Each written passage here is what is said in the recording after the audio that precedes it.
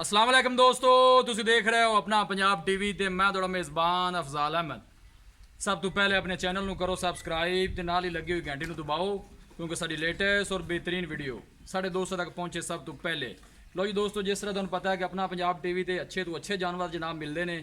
ਅੱਜ ਦੀ ਜਨਾਬ ਵੀਡੀਓ ਇੱਕ ਜਨਾਬ ਛੋਟੀਆਂ ਕਟੀਆਂ ਦਾ ਇੰਟਰਵਿਊ ਹੈ, ਜਿਹੜਾ ਭਾਈ ਨੇ ਪਹਿਲੇ ਵੀ ਦੂਸਰਾ ਇੰਟਰਵਿਊ ਦਿੱਤਾ ਸੀ ਕਿ 13 ਮਹੀਨਿਆਂ ਦੇ ਜਨਾਬ ਜਿਹੜੇ ਕਟੀਆਂ ਨੇ ਨਾ ਜੀ ਉਹ ਤਿਆਰ ਹੁੰਦੀਆਂ ਨੇ। ਬਾਕੀ ਡਿਟੇਲ ਜਿਹੜੀ ਉਹ ਚੌਧਰੀ ਸਾਹਿਬ ਖੁਦ ਤੁਹਾਨੂੰ ਦੱਸਣਗੇ। कैमरामैन से जो कटियां कोई दिखा दो जो चौधरी साहब तैयार करते पे ने जी। ए माशाल्लाह देख सकते हो चौधरी साहब, तुम इस साइड पर आना है जी। इस साइड थोड़ा जा ना हर चीज़ साफ नज़र आती है। इतने खलोवो जी।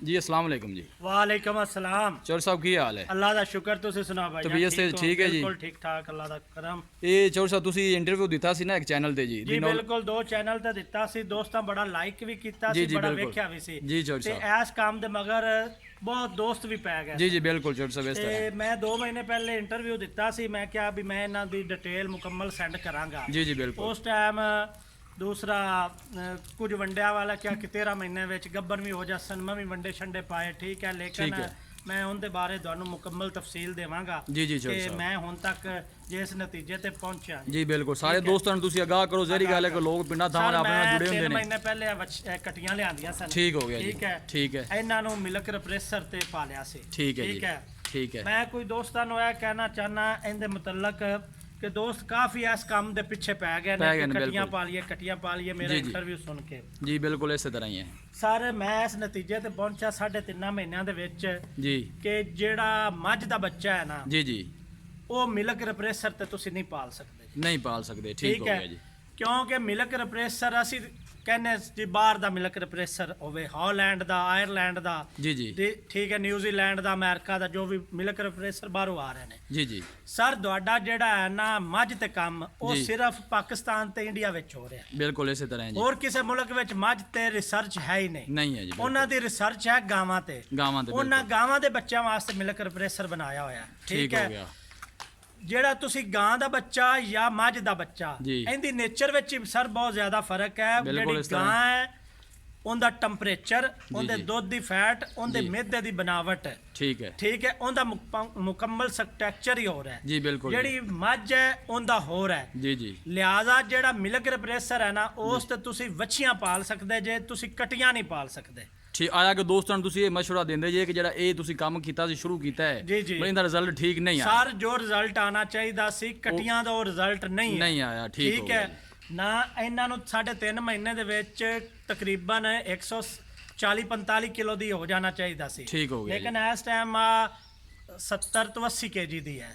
ਠੀਕ। ਉਹ ਰਿਜ਼ਲਟ ਨਹੀਂ ਆਇਆ। ਉਹਦੀ ਵਜ੍ਹਾ ਹੈ ਕਿ ਮਿਲਕ ਰਿਪਰੈਸਰ ਜਿਹੜਾ ਹੈ ਨਾ ਉਹ ਕਟੀਆਂ ਵਾਸਤੇ ਬਣਿਆ ਹੀ ਨਹੀਂ, ਉਹ ਬਣਿਆ ਹੀ ਵੱਛੀਆਂ ਵਾਸਤੇ ਬਣਿਆ। ਠੀਕ ਹੋ ਗਿਆ। ਕਟੀਆਂ ਤੇ ਰਿਸਰਚ ਉਹਨਾਂ ਕਰਕੇ ਬਣਾਇਆ ਹੀ ਨਹੀਂ। ਠੀਕ ਹੋ ਗਿਆ। ਠੀਕ ਹੈ। ਠੀਕ ਹੋ ਗਿਆ ਜੀ। ਲਿਹਾਜ਼ਾ ਮੈਂ ਇਹ ਦੋਸਤਾਂ ਨੂੰ ਕਹਾਂਗਾ ਕਿ ਆ ਕੰਮ ਠੀਕ ਹੈ, ਲੇਕਿਨ ਇਹਦੇ ਵਾਸਤੇ ਮੱਝ ਦਾ ਦੁੱਧ ਹੋਣਾ ਬਹੁਤ ਜ਼ਰੂਰੀ। ਮੱਝ ਦਾ ਦੁੱਧ ਤੁਸੀਂ ਲਾਜ਼ਮੀ ਰეკਮੈਂਡ ਕਰਦੇ ਹੋ? ਮੱਝ ਦਾ ਦੁੱਧ ਪਵਾਓਗੇ ਤੇ ਕਟੀਆਂ ਸਹੀ ਗਰੋਥ ਕਰਨਗੀਆਂ। ਜਿੰਨੇ ਵੀ ਤਜਰਬੇ ਸ਼ੇਅਰ ਕੀਤੇ ਨੇ ਉਹ ਮੱਝ ਦਾ ਦੁੱਧ ਪਵਾ ਕੇ ਹੀ ਸ਼ੇਅਰ ਕਰਦੇ ਨੇ। ਮੈਂ ਮਿਲਕ ਰਿਪਰੈਸਰ ਪਵਾਇਆ, ਉਹ ਰਿਜ਼ਲਟ ਨਹੀਂ ਆਇਆ ਭਾਈ। ਬਿਲਕੁਲ। ਦੋਸਤ ਕਾਫੀ ਮੈਨੂੰ ਫੋਨ ਵੀ ਕਰਦੇ ਨੇ ਕਿ ਸਰ ਅਸੀਂ ਕਟੀਆਂ ਪਾਲਣੀਆਂ ਨੇ, ਕਿਉਂਕਿ ਸਰ ਵੇਖੋ ਨਾ ਮੈਂ ਡਾਕਟਰ ਹਾਂ।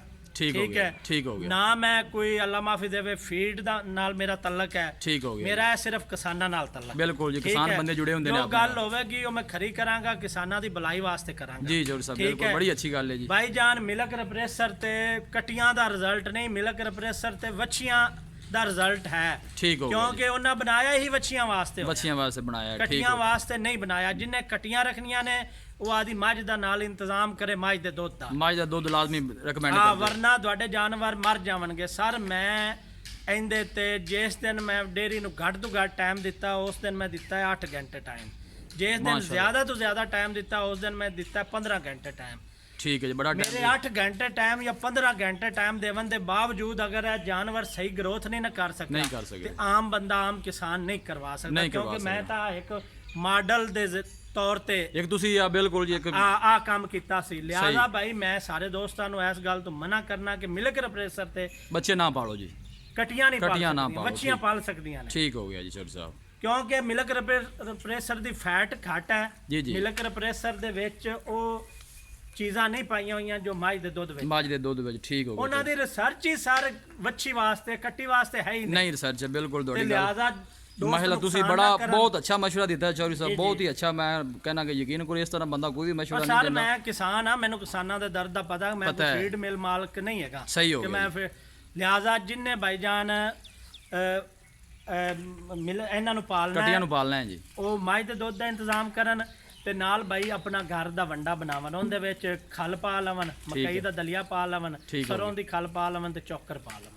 ਆ ਤਿੰਨ ਚੀਜ਼ਾਂ ਮਿਲਾ ਕੇ ਨਾਲ ਮਿਨਰਲ ਤੇ ਨਮਕ ਪਾ ਲਵਣ, ਠੀਕ ਹੋ ਗਿਆ। ਇਹਦਾ ਹੀ ਬਿਹਤਰੀਨ ਰਿਜ਼ਲਟ ਹੈ। ਠੀਕ ਹੋ ਗਿਆ। ਇਹਨਾਂ ਚੀਜ਼ਾਂ ਦਾ ਜ਼ਿਆਦਾ ਬੱਜਣ ਦੀ ਫੀਡ ਮਿਲ ਲਓ, ਫੀਡਾਂ ਦੇ ਮਗਰ ਬੱਜਣ ਦੀ ਜ਼ਰੂਰਤ, ਆਪਣੇ ਘਰ ਫੀਡ ਬਣਾਓ ਜੀ ਤੇ ਆਦਾ ਇਹਨਾਂ ਨੂੰ ਬਣਾਓ, ਨਾਲ ਮੱਝ ਦਾ ਦੁੱਧ ਦਿਓਗੇ ਤੇ ਕਾਮਯਾਬ ਹੋਵੋਗੇ, ਵਰਨਾ ਨਕਾਮ ਜੀ। ਠੀਕ ਹੋ, ਮਿਹਰਬਾਨੀ ਚੌਧਰੀ ਸਾਹਿਬ, ਬਹੁਤ ਬਹੁਤ ਇਹ ਤੁਸੀਂ ਜਾਨਵਰ ਕਿੰਨੇ ਚੌਧਰੀ ਸਾਹਿਬ ਲੈ ਕੇ ਆਏ ਸੀ ਜੀ? ਅੱਜ ਸਰ ਜਾਨਵਰ ਮੇਰੇ 2 ਹੋ ਗਏ ਨੇ, ਐਕਸਪਾਇਰ ਹੋ ਗਏ ਨੇ, 2 ਐਕਸਪਾਇਰ ਹੋ ਗਏ ਨੇ, ਬਾਕੀ ਹਨ ਮੇਰੇ ਕੋਲ। ਠੀਕ ਹੋ 5 ਖੜੀਆਂ ਨੇ, ਇੱਕ ਵਿੱਚ ਖੜੀ ਹੈ। 6 ਜਾਨਵਰਾਂ ਨੇ, 8 ਲਿਆਂਦੇ ਸਨ, 2 ਐਕਸਪਾਇਰ ਹੋ ਗਏ ਨੇ। ਸਹੀ ਹੋ ਗਿਆ। ਸਰਦੀਆਂ ਵਿੱਚ ਲਿਆਂਦੇ ਸਨ ਤੇ 2 ਐਕਸਪਾਇਰ। ਸਹੀ ਹੋ ਗਿਆ। ਹੋਰ ਕੋਈ ਸਵਾਲ ਪੁੱਛਣਾ ਚਾਹੋ ਤੁਸੀਂ ਜਾਂ ਕੋਈ ਵੀ ਦੋਸਤ ਤੁਹਾਨੂੰ ਮਜ਼ੀਦ ਕੋਈ ਪੁੱਛੇ ਤੇ ਮੇਰੇ ਕੋਲ ਤੁਸੀਂ ਜ਼ਰੂਰ ਮੈਂ ਤੇ ਹੀ ਕਹਾਂਗਾ ਕਿ ਤੁਸੀਂ ਆਪਣਾ ਰਾਬਤਾ ਨੰਬਰ ਕੋਈ ਦੇ ਦਿਓ ਅਗਰ ਤੁਸੀਂ ਮੁਨਾਸਬ ਸਮਝਦੇ ਜੇ ਤਾਂ, ਕਿ ਜ਼ਹਿਰੀ ਗੱਲ ਹੈ ਕਿਸਾਨ ਬੰਦੇ ਨੇ ਫਿਰ ਉਹ ਪੁੱਛਦੇ ਨੇ ਸਵਾਲ। ਮੇਰਾ WhatsApp ਨੰਬਰ, ਕਿਉਂਕਿ ਮੇਰਾ ਇਹਨਾਂ ਨਾਲਜ ਹੈ, ਤੁਹਾਨੂੰ ਪਤਾ ਕਿ ਨਾ ਮੈਂ WhatsApp ਨੰਬਰ ਦੇਵਾਂਗਾ 0301 38 48000। ਠੀਕ ਹੋ ਗਿਆ, ਇਹ ਮੇਰਾ WhatsApp ਨੰਬਰ ਹੈ। WhatsApp ਤੇ ਤੁਸੀਂ ਕੋਈ ਵੀ ਮਸ਼ਵਰਾ ਲੈ ਸਕਦੇ ਜੀ ਇਹਨਾਂ ਦੇ ਬਾਰੇ, ਮੈਂ ਹਾਜ਼ਰ ਭਾਈ ਜੀ। ਜੀ ਚੌਧਰੀ ਸਾਹਿਬ ਬਹੁਤ ਮਿਹਰਬਾਨੀ, ਕਿਉਂਕਿ ਮੇਰਾ ਜੀ ਤੁਹਾਨੂੰ ਪਤਾ ਹੈ ਕਟੀਆਂ ਦੇ ਇੰਨਾ ਜ਼ਿਆਦਾ ਨਾਲਜ ਨਹੀਂ ਹੈ ਜੀ, ਮੈਂ ਨਹੀਂ ਸਮਝਦਾ। ਮੈਂ ਤੁਹਾਨੂੰ ਪਤਾ ਜ਼ਿਆਦਾਤਰ ਕੰਮ ਗਾਵਾਂ ਤੇ ਕਰ ਰਿਹਾ ਜੀ, ਉਹਨਾਂ ਦਾ ਮੇਰਾ ਤਜਰਬਾ, ਇਹਨਾਂ ਦਾ ਮੇਰਾ ਨਹੀਂ ਹੈ ਤਜਰਬਾ। ਕਿਉਂਕਿ ਕਿਸਾਨ ਲੋਕ ਨੇ ਜ਼ਹਿਰੀ ਗੱਲ ਜਿਹਨਾਂ ਜਾਨਵਰ ਘਰ ਰੱਖੇ ਨੇ ਤੁਹਾਡੇ ਨਾਲ ਰਾਬਤਾ ਕਰਨਗੇ, ਉਹਨੂੰ ਪੁੱਛਣਗੇ ਜ਼ਹਿਰੀ ਗੱਲ। ਤੁਸੀਂ ਬਹੁਤ ਹੀ ਅੱਛਾ ਮਸ਼ਵਰਾ ਦਿੱਤਾ ਹੈ, ਮੈਂ ਬਿਲਕੁਲ ਤੁਹਾਡੀ ਗੱਲ ਤੇ ਜੀ ਬੜਾ ਮੁਤਮਿਨ ਹੋਇਆ ਜੀ। ਤੇ ਚੌਧਰੀ ਸਾਹਿਬ ਬੜੀ ਮਿਹਰਬਾਨੀ ਜੀ, ਬਹੁਤ ਮਿਹਰਬਾਨੀ, ਥੈਂਕ ਯੂ ਜੀ। ਲਓ ਜੀ ਦੋਸਤੋ, ਵੀਡੀਓ ਪਸੰਦ ਆਵੇ ਲਾਈਕ ਤੇ ਸ਼ੇਅਰ ਜ਼ਰੂਰ ਕਰਨਾ ਹੈ। ਮਿਲਾਂਗੇ ਇੱਕ ਅੱਛੀ ਔਰ ਲਾਜਵਾਬ ਵੀਡੀਓ ਦੇ ਨਾਲ। ਆਪਣੇ ਮੇਜ਼ਬਾਨ ਅਫਜ਼ਾਲ ਅਹਿਮਦ ਨੂੰ ਦਿਓ ਇਜਾਜ਼ਤ। ਅੱਲਾ ਨਿਗਹਬਾਨ।